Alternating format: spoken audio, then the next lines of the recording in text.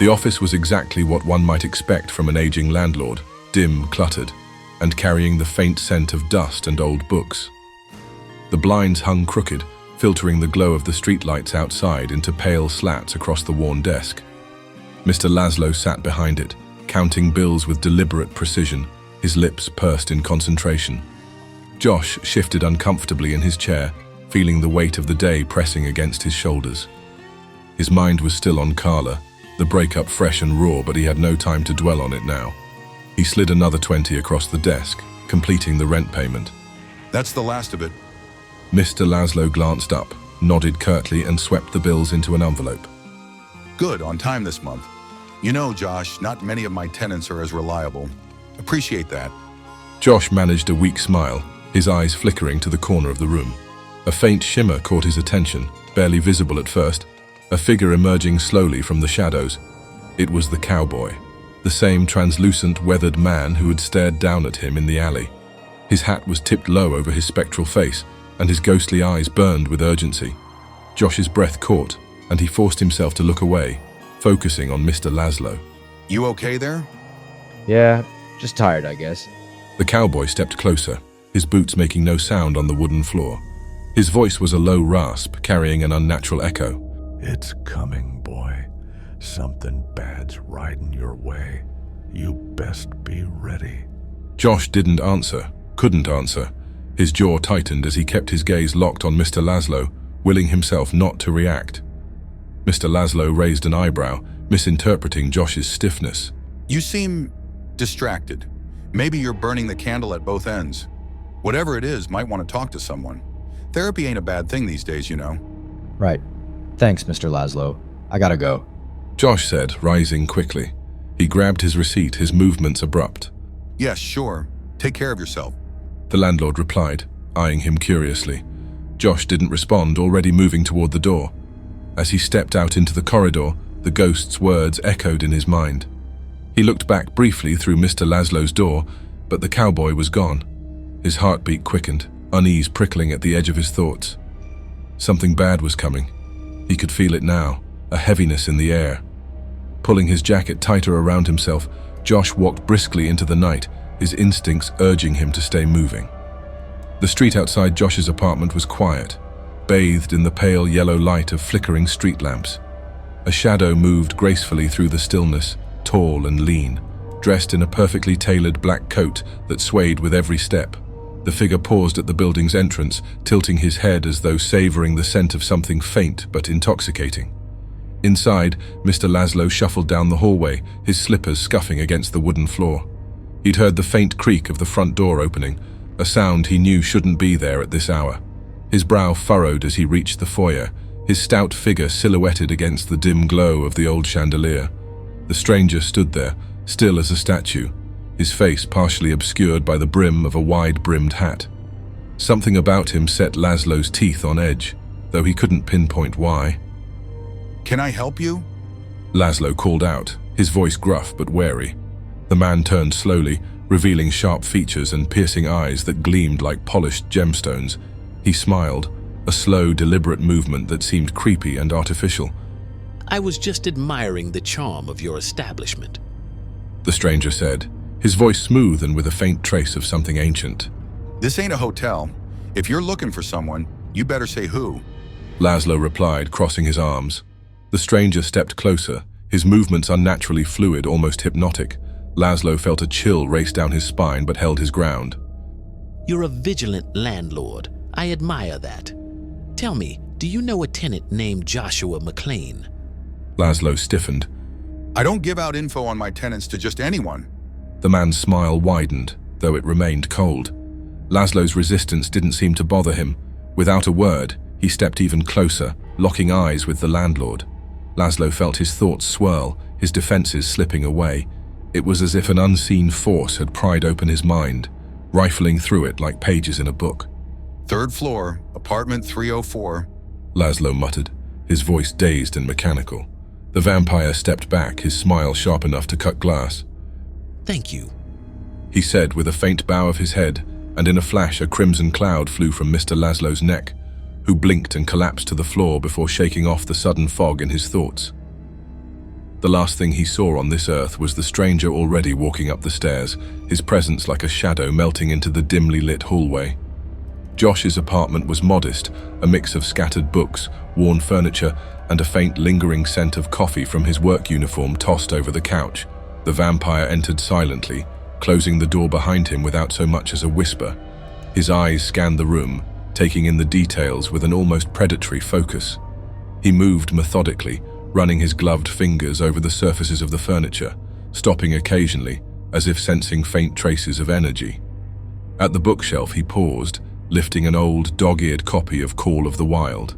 He smirked. So the wolf finds solace in stories of its kind.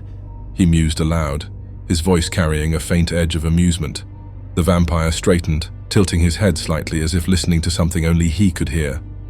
The air in the apartment was faintly charged, holding remnants of Josh's supernatural essence.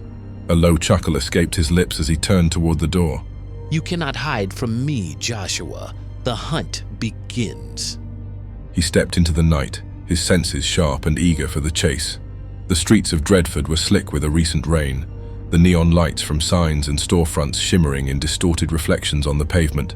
Josh pulled his jacket tighter against the chill as he moved through the city, his breath visible in the cold air. The ghost's warning echoed in his mind, and though he tried to push it aside, an undeniable feeling of being watched clawed at his senses. He glanced over his shoulder. The sidewalk behind him was empty, but the hairs on the back of his neck prickled. Someone was there. He could feel it. Josh quickened his pace, weaving through the streets, his boots splashing in shallow puddles. He turned down an alleyway, glancing at the graffiti-covered walls as he passed.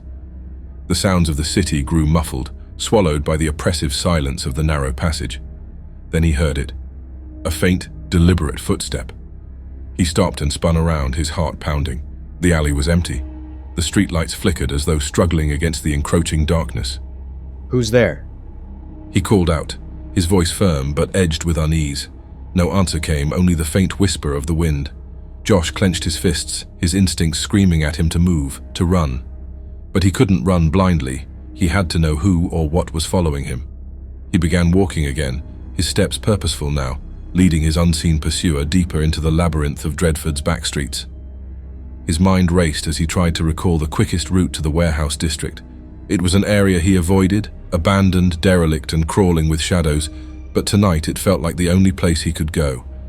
The vampire moved like a phantom through the city, his presence barely disturbing the air.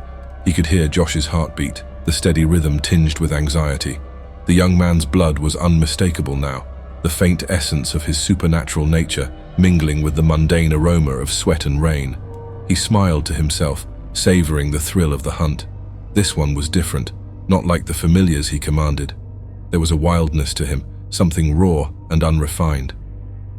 Ahead, Josh slipped through another alley, his movements quick and purposeful. The vampire paused at the corner, tilting his head as if listening to an invisible thread connecting him to his prey. He stepped into the darkness, his footsteps silent as death. Josh reached the edge of the warehouse district, the towering, rusted structures looming like ancient sentinels. He ducked behind a stack of crates near the entrance to one of the warehouses, his breathing shallow as he tried to listen for any sound of pursuit. For a moment, there was nothing. Then the soft crunch of gravel underfoot. He peered around the edge of the crates and froze. A figure was approaching, its silhouette tall and poised, moving with an almost predatory grace. The man stepped into the faint light of a distant street lamp, revealing sharp, angular features and eyes that glinted unnaturally. Josh swallowed hard, his instincts flaring. Whoever this was, they weren't normal. Joshua McLean. The man called out, his voice smooth and laced with dark amusement. You've led me on quite the chase. Josh stepped out from behind the crates, his fists clenched at his sides. Who the hell are you, and what do you want? The man smiled, slow and deliberate. I am Sans-Croix, and what I want is you. He said, his tone like silk over steel. Josh's muscles tensed, his eyes narrowing. He didn't understand the man's words, but every instinct told him he was in danger. He took a step back, scanning the area for an escape route, but Sans-Croix mirrored him, his movements unnervingly smooth. I can smell it on you. The stranger continued, his voice softening to a near whisper. The wild, untamed beast. You're like nothing I've ever seen. A wolf, yes, but so much more. Josh felt the stirrings of anger and fear intertwine, a fire building in his chest. He couldn't run anymore, not from this. If St. Croix wanted a confrontation, he'd get one, on Josh's terms. I don't know what you're talking about. Josh growled, his voice low. But if you think I'm just going to roll over, you're dead wrong. Good. He said, bearing a hint of fangs. I do so enjoy a fight. Josh took a deep breath, letting the tension roll through his body. If this man wanted a wolf, he was about to get one. The vampire's eyes gleamed with predatory anticipation, his every movement a coiled promise of violence. Josh could feel his pulse quicken, the beast within stirring restlessly. I'll give you one chance to walk away. Josh said, his voice low but steady, though his clenched fists betrayed his rising anger. St. Croix's laugh was soft, almost pitying. A noble offer, but unnecessary. The vampire moved first, a blur of motion that left Josh barely enough time to dodge. The strike grazed his shoulder, the force of it sending him staggering back. Josh recovered quickly, planting his feet and bracing himself. Big mistake. Josh growled, his voice deepening with a guttural edge. With a roar, his body shifted, bones cracking and muscles bulging as he transformed into a monstrous hybrid of man and wolf. His limbs elongated, claws sprouting from his fingers, and his face contorted into a savage muzzle. Standing over 7 feet tall, his amber eyes burned with primal fury. St. Croix paused for a moment, his lips curling into a pleased smile. Magnificent, he murmured, before darting forward with preternatural speed. The two collided with earth-shaking force, Josh's claws raking through the air while his enemy twisted and dodged with fluid agility. The vampire's movements were precise and calculated, each strike aimed to exploit weaknesses in Josh's wild attacks. Josh, however, was relentless. He used his immense strength to send crates and debris flying at St. Croix, forcing the vampire to retreat momentarily. Wounds that would have incapacitated any normal creature closed almost instantly on Josh's massive frame, his regeneration fueled by a searing fury. St. Croix circled him, his gaze narrowing. You're strong, he admitted. but strength without control is a double-edged sword. He feinted left, then lunged right, delivering a rapid series of strikes that left dark slashes across Josh's chest. The werewolf howled, the pain sharpening his resolve rather than weakening it. With a bellowing roar, he leapt forward, catching St. Croix off guard and slamming him into a rusted steel beam. The vampire hissed, writhing free with supernatural speed. Enough games, he said coldly, reaching beneath his coat to draw a blade. The weapon gleamed under the dim light, its silver surface polished to a deadly sheen. The moment it touched the air, Josh felt a searing, unnatural heat emanating from it. Recognize this. The vampire taunted. A relic from your kind's greatest weakness. Josh lunged, but the vampire was faster. The blade slashed across his side, leaving a deep smoking wound. Josh stumbled, a pained growl escaping his throat as the silver burned like fire. His regeneration, incapable of healing the wound, the pain cutting through his fury like a knife. St. Croix pressed the advantage, his strikes precise and merciless. Each wound the blade inflicted lingered, refusing to heal. Josh was forced back, his massive frame staggering under the vampire's onslaught. You're not invincible. The vampire sneered. You're just another beast pretending to be more. And when I'm done with you, I'll be paying a little visit to your redhead girlfriend. Carla, isn't it? Josh's vision blurred with pain and rage, but something deeper stirred within him. The primal, unyielding spirit of the wolf surged, pushing past the agony. He dropped to all fours, his form hulking and feral, and with a guttural roar, he launched himself at St. Croix with uncontrollable, godless fury. The vampire's speed faltered as Josh's strength became overwhelming. Claws tore through flesh, splintering bone as Josh pinned his enemy to the ground. The vampire struggled, slashing wildly with the silver blade, but the hulking beast bit off his arm and spat it to the corner. St. Croix's confidence evaporated, replaced by a flicker of fear. Wait! No! He spat, his voice desperate now. We could! Josh's claws raked across his chest, silencing him mid-sentence. With a final earth-shaking roar, Josh drove his claws through St. Croix's heart, the vampire's body convulsing before crumbling into ash. The warehouse fell silent, save for Josh's ragged breathing. He leaned against the cold, rusted wall of the warehouse, his breath coming in shallow, labored gasps, his monstrous form shrinking back into that of a battered, bloodied man. His skin was slick with sweat and blood. The silver-inflicted wounds on his torso burned with an unrelenting heat, refusing to heal. His vision blurred as the adrenaline drained away, leaving only exhaustion and pain. Damn it. He muttered, clutching his side.